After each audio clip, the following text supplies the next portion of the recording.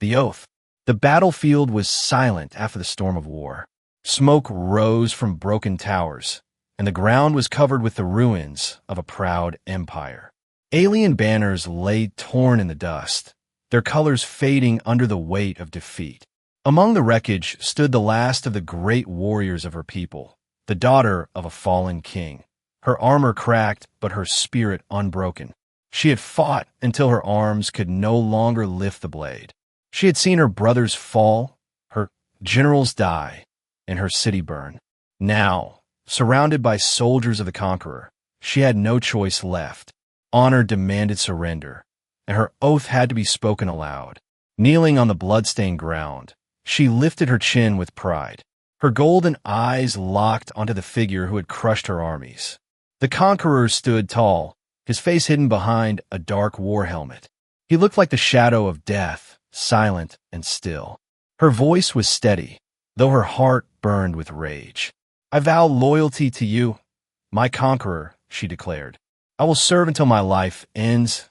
I will obey, though I despise the chains you put on me." The soldiers around her cheered, their voices echoing like thunder. But the Conqueror said nothing. Instead, he raised his hand, ordering silence. With slow, deliberate movements, he removed his helmet. The metallic sound echoed in the ruined courtyard. Her breath caught, her eyes widened, and her world shifted. The face beneath the helmet was not monstrous, not alien, not what she expected. It was human, a creature of legend, a ghost from the ancient stories whispered to frightened children. Her people had always said humans were extinct, wiped from the stars long ago. Yet here one stood, alive, powerful, and victorious. Her oath suddenly felt heavier than chains. To kneel to another alien was shame enough, but to kneel before a human, a forgotten species she had been taught to despise, was unbearable. Still, she had spoken the vow, and honor bound her. She clenched her fists, fighting against the storm inside her chest. The human Conqueror's eyes were sharp and steady. He did not smile at her fear, nor did he mock her pride. His voice was calm, low, and filled with strength. "You swore loyalty, and I accept it," he said. "But understand this, your loyalty is not to me, but to something greater." His words confused her. What could be greater than a conqueror who had broken empires? What did he mean? She tried to speak, but no sound came from her lips. She was trapped between fury and shock, between defiance and the strange pull of his presence. The human turned away, signaling his army to take her into custody. She was dragged to her feet, her wrists bound with energy chains. Still, she could not stop staring at him. Every step she took, every glance at his back, made her wonder. How had a human survived? How had a human risen so high? And what did he want from her? That night, in the ruins of her once glorious capital, she sat alone in a prison cell. The weight of her vow pressed down on her like iron. She replayed the moment in her mind, the helmet lifting, the human face revealed. Her heart pounded as if it refused to accept the truth. The stories of her ancestors came rushing back, stories of humans who were clever, ruthless, and unyielding. They were not the strongest, not the largest, not the most advanced, yet they were the most dangerous. And now she was bound to one of them. Sleep had not come. Every shadow in her cell seemed to whisper warnings. Every sound of footsteps outside reminded her that she was now a prisoner. But beneath her anger was a strange fire she could not explain. Curiosity mixed with fear, loyalty mixed with defiance. The oath she had given was supposed to be the end of her story. But in her heart, she knew it was only the beginning. The chains of honor. The dawn after the battle was heavy with silence. The alien city, once full of life and song, now lay under the banners of a new master. Her people walked with lowered heads, afraid to meet the eyes of the human soldiers. The sound of boots echoed on the stone roads as patrols marched through the broken gates. She, the princess who had once led warriors in a battle, now walked in chains. Her wrists bound by glowing cuffs that hummed with power, each step pulling against her pride. Her enemies jeered quietly as she passed, whispering that she had sworn loyalty to a human. To them, it was worse than death, a shame no warrior could wash away. But she kept her head high, her golden eyes cold. If she was a prisoner, she would walk like a queen in chains. Her heart burned, yet her spirit refused to break. Still, inside her mind, questions screamed louder than her anger. The human conqueror walked ahead of her, silent and steady. There was no triumph in his stride, no cruelty in his gaze. He did not treat her as a slave, nor did he humiliate her before the crowds. Instead, he carried himself with discipline, as if he were more soldier than tyrant. This confused her. Every conqueror she had ever known had bathed in glory, had crushed their foes with arrogance. Yet this human gave no speech, no mocking words, no cruel laughter. It was as if victory was not his pleasure, but only his duty. Inside the great hall of her ruined palace, the banners of her family lay torn on the floor. She was pushed to her knees before the throne that once belonged to her father. The human sat not on the throne, but beside it, as if he had no desire to claim it. Instead, he studied her with sharp, unreadable eyes. "You swore loyalty," he said calmly, his voice echoing in the hall. "Tell me, was it for honor or for survival?" Her jaw tightened, her pride battling her truth. "For honor," she spat. "I would rather die than break my oath." He nodded, as if satisfied with her answer. "Good," he said. "Then your chains are not chains of iron. They are chains of honor, as you call them." She frowned, not understanding. He continued, "I will not force you to kneel again. I will not strip you of your name, but your vow binds you, and that is enough." His words unsettled her more than cruelty would have. Why would a conqueror care about honor? Why not take her pride? Why not crush her spirit? Instead, he seemed to value the very strength she hated to show. Days passed in her captivity, but she noticed things she had not expected. The human soldiers did not loot or destroy more than the war had already broken. They repaired walls. They shared food with the hungry. They treated even the defeated with discipline. It was not the rule of fear she had imagined. It was order. Her people whispered in secret, calling him strange, some calling him just others calling him a shadow of something dangerous. But to her, the confusion only grew deeper. She had sworn to him as conqueror, yet he acted more like a guardian. Every moment she spent in his presence, she felt her hatred twist with curiosity.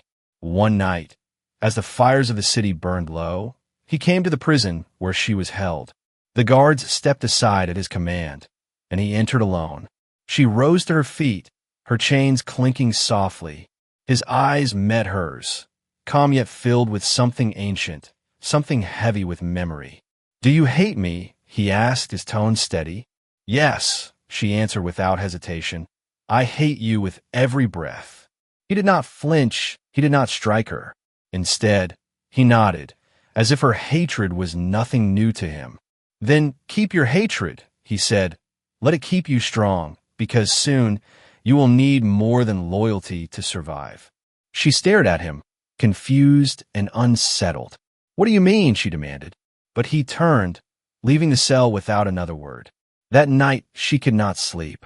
His words echoed in her mind. Chains of honor. Keep your hatred. You will need it. What did it mean? Was her conqueror hiding a greater truth? Or was he preparing her for something far beyond conquest? Secrets of humanity. The days turned into weeks, and the chains of honor weighed heavier than iron. She still carried herself with pride, but her mind was no longer as steady as before. The human conqueror was not what she had expected, and that unsettled her more than his victory. He treated her as neither slave nor queen, but as someone caught in between, and that confused her. One evening, she was summoned from her guarded cell to the council chamber. The hall was dim, lit only by flickering lamps, maps scattered across the table. The human stood there, his eyes fixed on the star charts, his soldiers silent at his side. When she entered, he dismissed them with a wave, leaving the chamber empty except for the two of them. You know the stars better than I do, he said quietly, without looking up. You will tell me what lies beyond your borders. She narrowed her eyes, wary of his motives. And if I refuse, she challenged. He finally looked at her, his expression calm.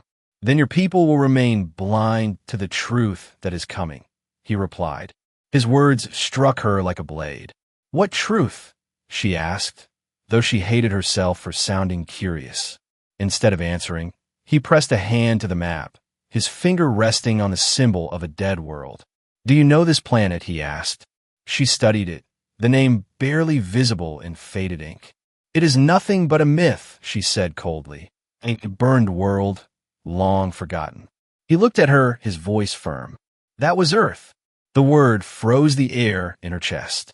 She had heard that name in old songs, in warnings told by elders. Earth, the lost cradle of the human race, the place said to have vanished before her people's ancestors reached the stars. You lie, she whispered, though her voice trembled. No, he said simply. I live there. She could not breathe. The thought was impossible, absurd, yet his eyes carried no doubt. How? She demanded. How could you survive if the planet is dead? His gaze turned away, shadowed by memory. Because humans are never truly destroyed, he said. We scatter, we endure, we hide, and we wait. She wanted to laugh at him, to call his words madness, but something inside her stopped her tongue. The calm in his voice was not pride.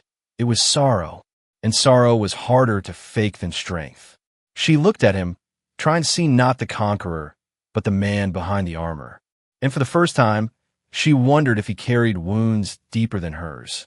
Why tell me this? She asked sharply. Why share your secret with the daughter of your enemy? He met her gaze, steady as stone. Because you swore loyalty, and though you hate me, I believe your honor is real. Her chest tightened. He trusted her, even when her heart still burned with rage. That trust cut deeper than chains. She turned her head, trying to hide the storm in her eyes. Her people had taught her that humans were monsters of cunning and deceit, but this one showed her a truth that no monster would reveal. It unsettled her more than any threat. Later that night, back in her guarded chamber, she could not rest. The name of Earth whispered in her mind like a ghost.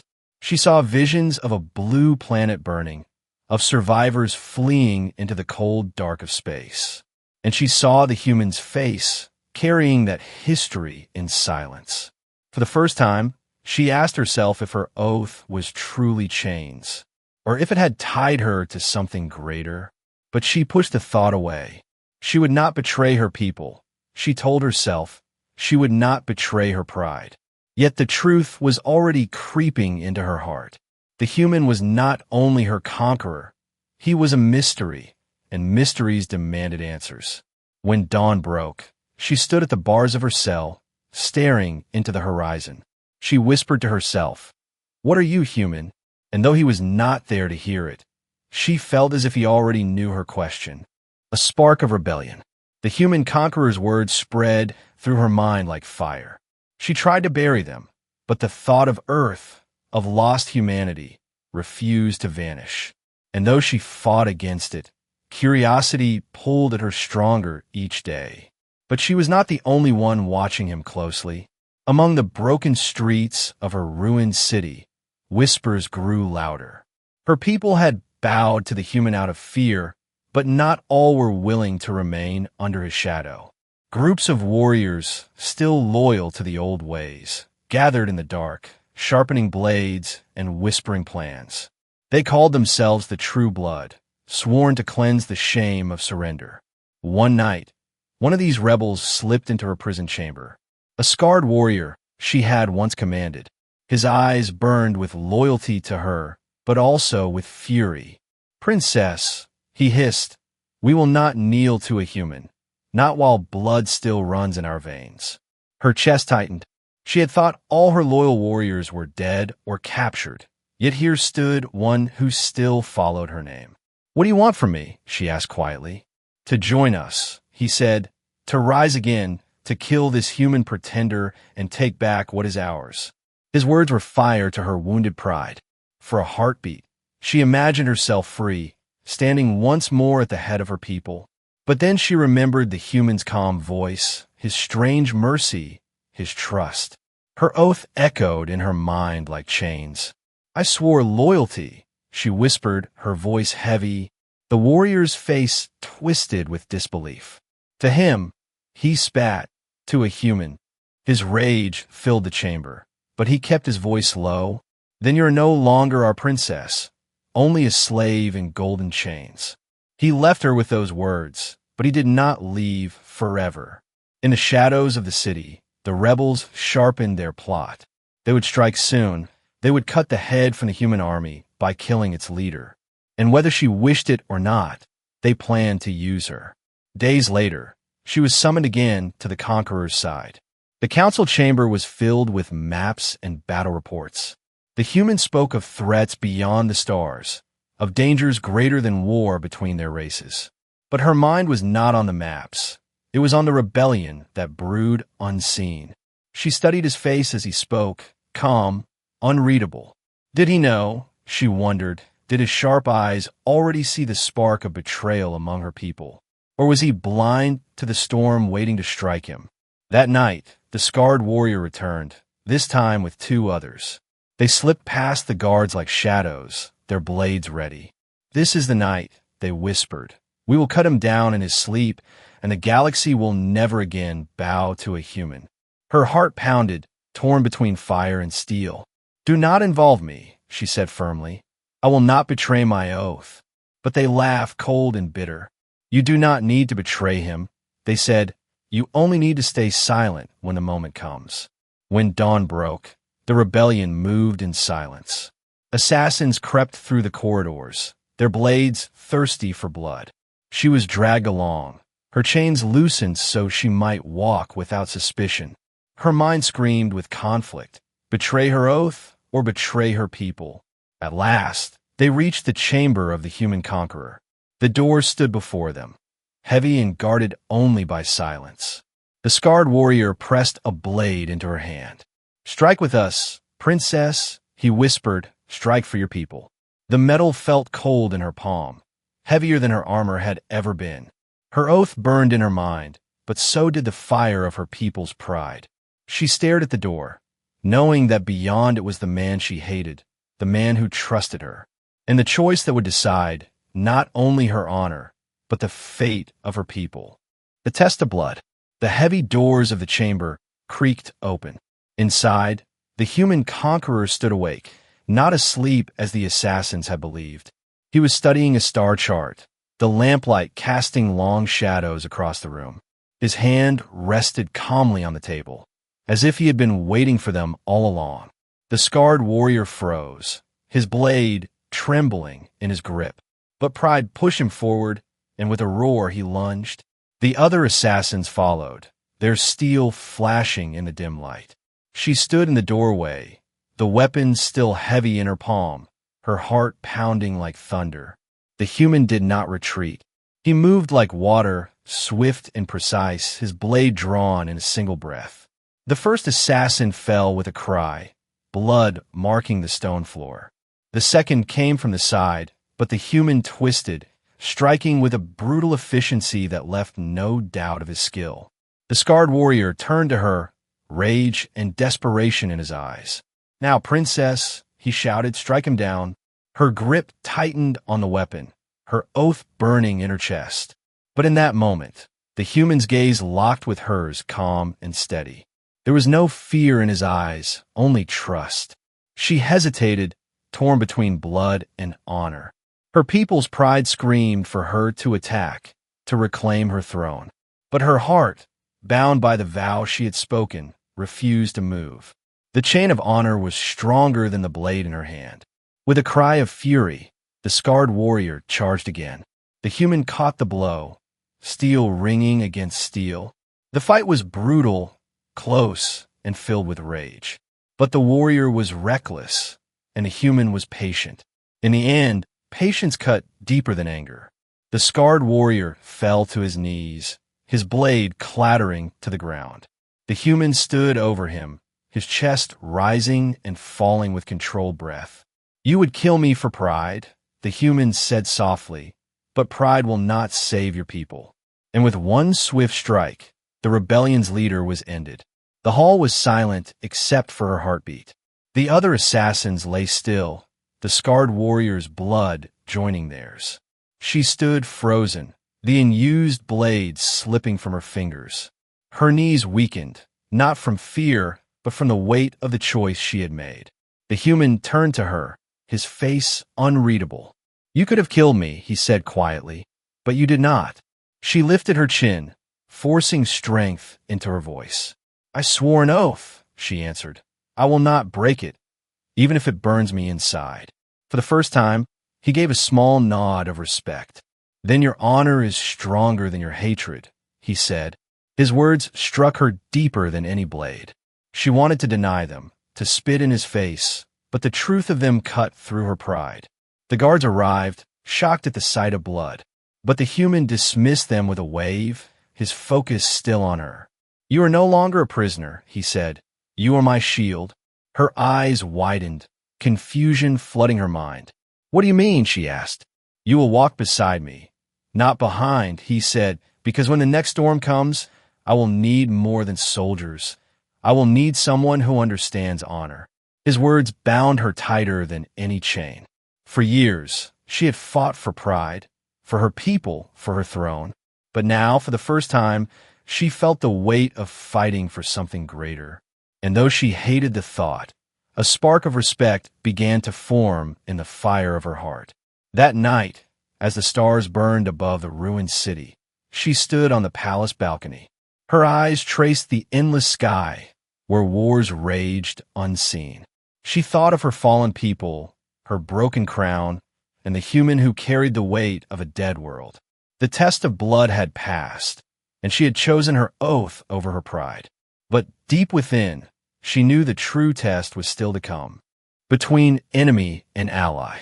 The city was quiet after the bloodshed, but the silence was uneasy.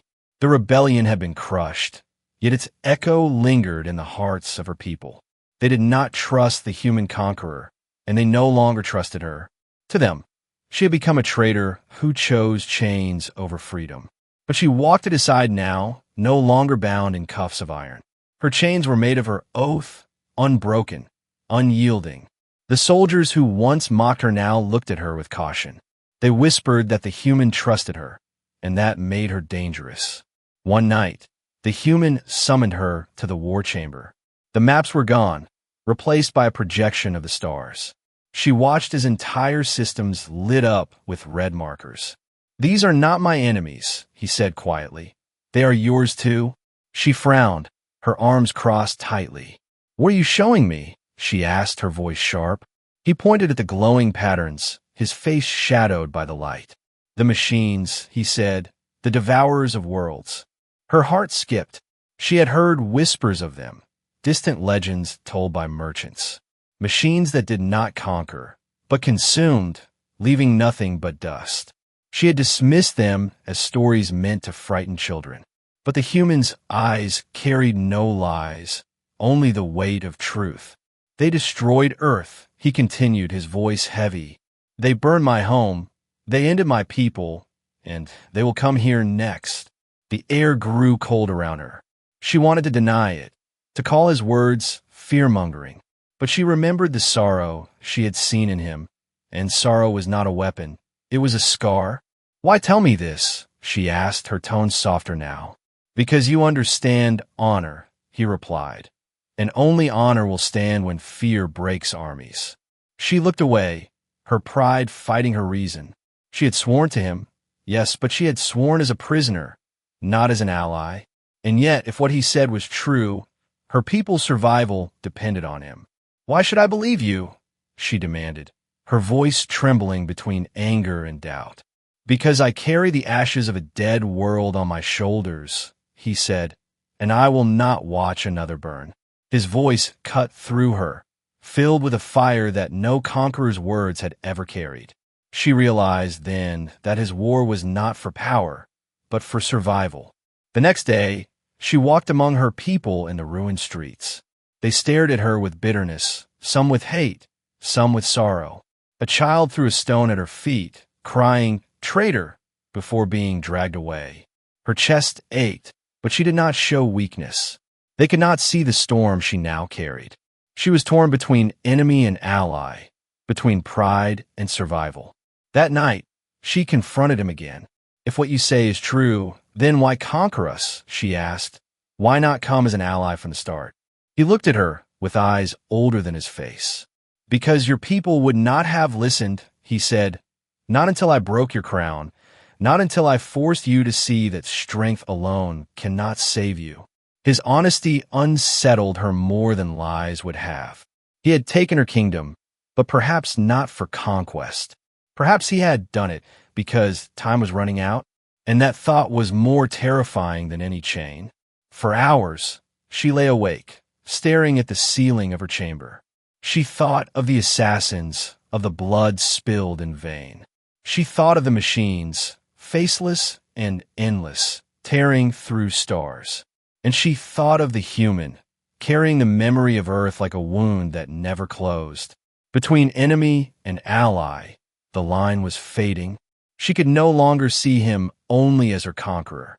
And that truth frightened her more than the machines waiting in the dark. The final choice. The warning came at dawn. Scouts rushed into the city, their faces pale, their voices shaking. The machines had arrived, their ships dark and countless, blotting out the stars. The devourers of worlds had come, and there would be no hiding from them.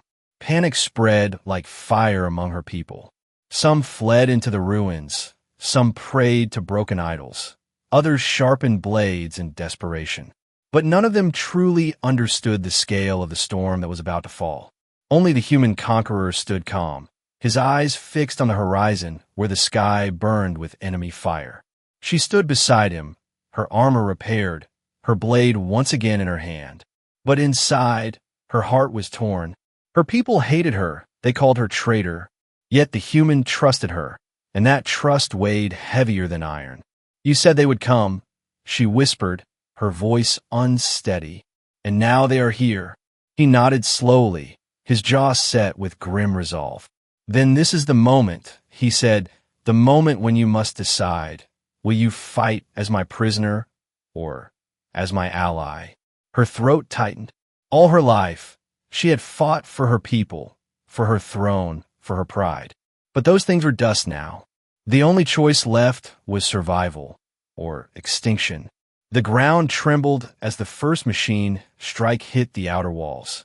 Screams filled the air as metal giants poured from the skies, their weapons tearing through stone and flesh. Her warriors, once proud, faltered before the endless tide. They looked to her, their fallen princess, with eyes full of fear. For the first time since the war began, she raised her voice not in rage, but in command. "Stand with me," she shouted, her blade raised high. "Stand with him, if you want to live." Her words rang through the chaos, cutting deeper than the machine's fire. Some hesitated, but others rallied. Step by step, her warriors formed around her, their fear shifting into defiance. The human fought beside them, every strike of his blade precise, every order filled with certainty. For the first time, humans and aliens fought as one. The machines came in waves, endless and merciless. But together they pushed back, their cries of survival drowning out the sound of war. Blood and steel mixed with sparks and fire. The city burned, but the spirit of its defenders burned brighter. In the heat of battle, she caught sight of the human, surrounded, his blade slowing under the weight of exhaustion. Without thought, she charged, cutting down a machine that had raised its weapon against him.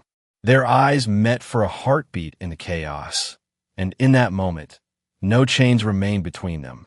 Not conqueror and prisoner, not enemy and enemy, only warriors bound by survival. Hours passed like centuries, until at last the tide began to break. The machines pulled back, their advance slowed by the unity they had not expected. The defenders stood bloodied, broken, but alive. And as the smoke cleared, the people saw her standing beside the human, her blade still raised. Silence fell over the battlefield, heavy with realization. She looked at her people, at their weary faces, their eyes filled not with hate now, but with hope. And she knew the choice had been made. No longer chains, no longer pride, only a vow that had grown into something far greater. She turned to the human, her voice steady. "I swore loyalty to my Conqueror," she said, loud enough for all to hear. "But today I fight beside my ally." The crowd did not cheer, but their silence carried weight, a silence of acceptance. The human gave a small nod, his eyes heavy with the burden of command. "This war is only beginning," he said quietly. "But if we stand together, perhaps the machines will learn that humanity is not so easily erased." She raised her chin, her golden eyes burning with new fire. Once, she had sworn an oath in anger, in chains. Now, she swore in freedom, in unity. Whatever storms waited among the stars, she would face them, not as a servant, not as a traitor, but as a warrior who had chosen her own path.